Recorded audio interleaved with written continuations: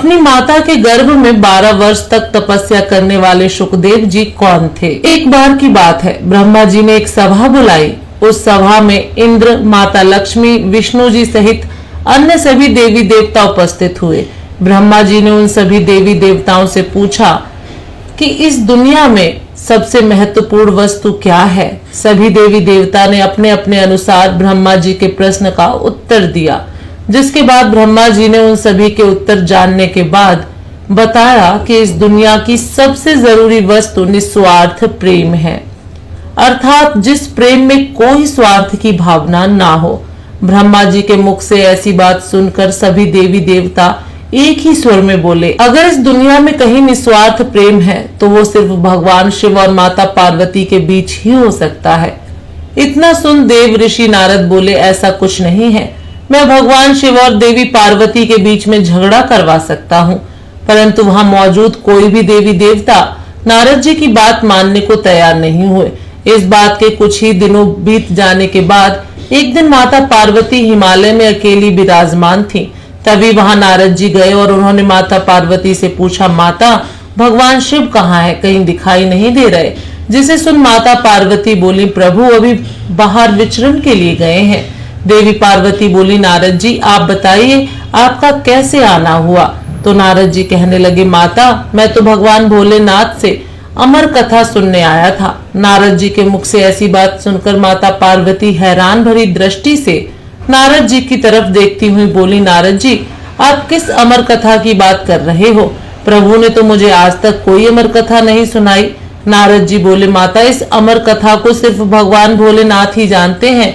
ये चमत्कारी कथा भगवान सबको नहीं सुनाते, लेकिन जो कोई भी इस कथा को सुनता है वो अमर हो जाता है।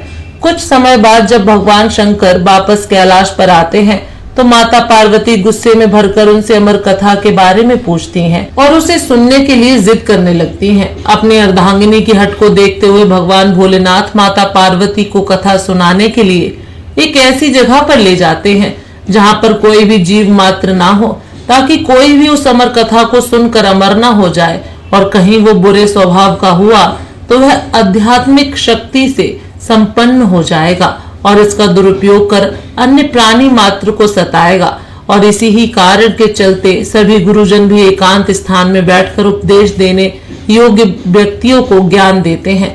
जिसके बाद भगवान भोलेनाथ ने ऐसी ताली बजाई जिससे भयानक नाद हुआ, जिसे सुन आसपास के पशु पक्षी उड़कर दूर चले गए। जिसके बाद भगवान शिव ने एक सूखे पेड़ के नीचे आसन लगाया, अगर कोई पक्षी आएगा तो तुरंत दिखाई दे जाएगा। उसी वृक्ष के छोटे तने में एक तोते ने घोंसला बनाकर अंडे दे रखे थे।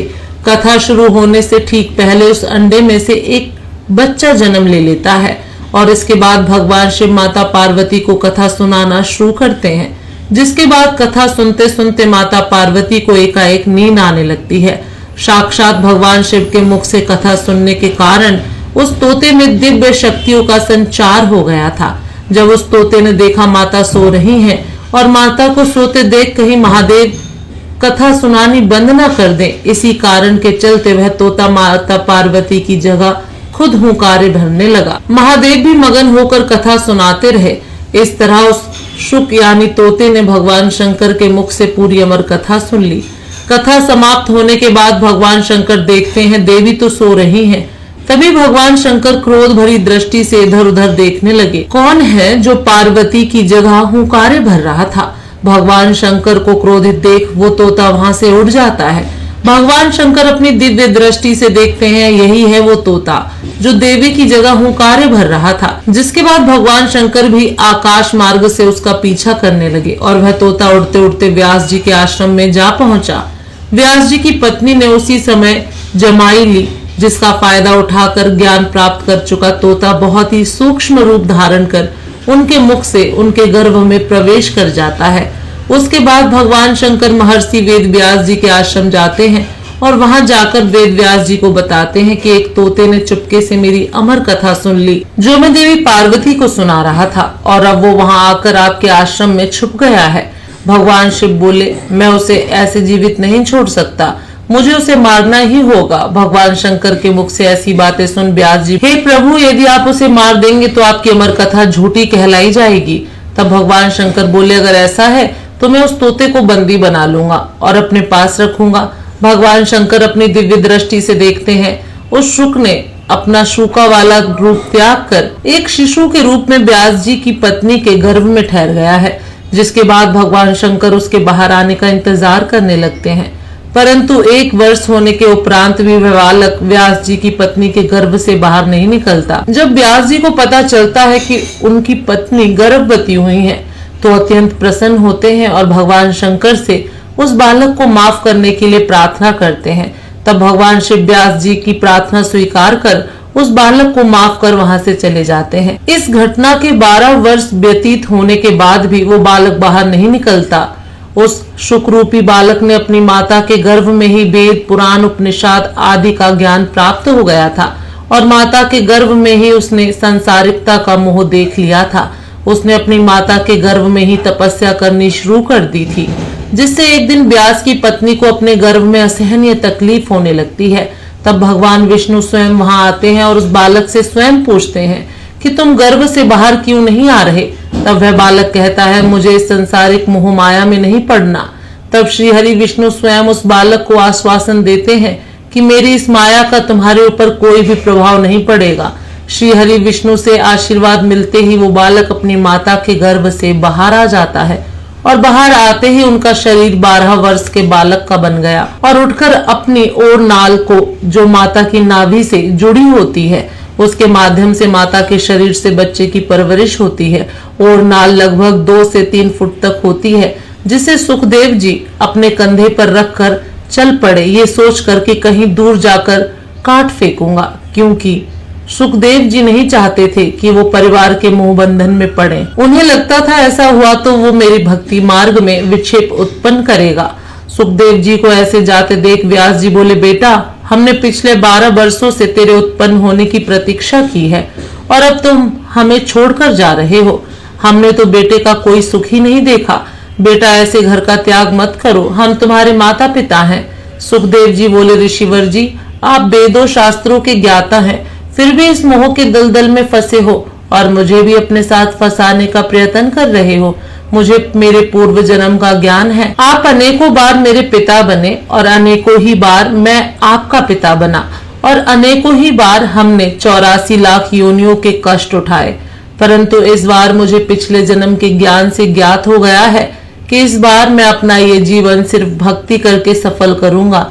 ऐसा बोलते हुए सुखदेव जी अपने पिछले जन्म से प्राप्त सिद्धि और शक्ति के बल पर वन की तरफ उड़ चले। हालांकि व्यास जी की इच्छा थी कि सुखदेव जी उनके साथ रहकर श्रीमद् भागवत का अध्ययन करें। सुखदेव जी के वन में जाने के बाद व्यास जी ने भगवत का एक श्लोक अपने शिष्यों को बहुत ही अच्छे से रटा दिया, जिसके बाद व्यास जी के शिष्य रोजाना वन में जाते, लकड़ियां इकट्ठी करते और वही श्लोक गाते रहते। एक दिन सुखदेव जी ने उन शिष्यों के मुख से वो श्लोक सुन लिया और पूछने लगे, इतना मधुर श्लोक आपको किसने पढ़ाया? व्यास जी के शिष्यों ने उत्तर दिया, ये हमें हमारे गुरु ने सिखाया है। और उनके पास ऐसे और भी श्लोक हैं, जिसके बाद वो श्री कृष्ण की लीला के आकर्षण में बंधकर दोबारा अपने पिता श्री व्यास जी के पास चले जाते हैं और व्यास जी से श्रीमद् भागवत के सभी श्लोकों का विधिवत अध्ययन करने लगते हैं। ऐसा कहा जाता है अपने पिता के कहने पर ही सुखदेव जी राजा जनक के पास गए थे और राजा जनक जी द्वारा ली गई कड़ी परीक्षा में उत्तीर्ण होकर सुखदेव जी ने ब्रह्म ज्ञान प्राप्त किया था। सुखदेव जी ने आजीवन ब्रह्मचारी का पालन किया था। एक बार तो देवलोक की अप्सरा रंभा भी सुखदेव जी पर मोहित हो गई थी और उसने प्रणय निवेदन करने लगी, परंतु सुखदेव जी ने उसकी तरफ ध्यान ही नहीं दिया। रंभा के अनेकों प्रयास करने के बाद उसने सुखदेव जी से पूछा, आप मेरा ध्यान अपनी तरफ क्यों आकर्षित करना चाहती हैं? शायद आपको पता नहीं है, मैं उस सार्थक रस को पी चुका हूँ, जिसके क्षण भर भटकने मात्र से जीवन निर्थक जैसा लगने लगता है। मैं उस रस को छोड़कर अपने जीवन को निर्थक नहीं बनाना चाहता। कुछ कथाओं के अनुसार 25 वर्ष की उम्र में सुखदेव जी का विवाह हुआ था। उनकी पत्नी का नाम पीवरी था, जिससे सुखदेव जी को 5 पुत्र और 1 पुत्री की प्राप्त हुई थी। जिस जगह पर सुखदेव जी ब्रह्मलीन हुए थे, आज के समय वह जगह हरियाणा में कैथल के गांव सुजमा में स्थित है। सुखदेव जी हैं एकमात्र ऐसे वक्ता हुए जिन्होंने राजा परीक्षित को 7 दिन में भगवत प्राप्ति करवा मोक्ष की प्राप्ति करवाई थी। कहानी कैसी लगी कमेंट करके जरूर बताएं और ऐसी ही धार्मिक वीडियो देखने के लिए हमारे वीडियो को लाइक करें और चैनल को सब्सक्राइब जरूर कर लें।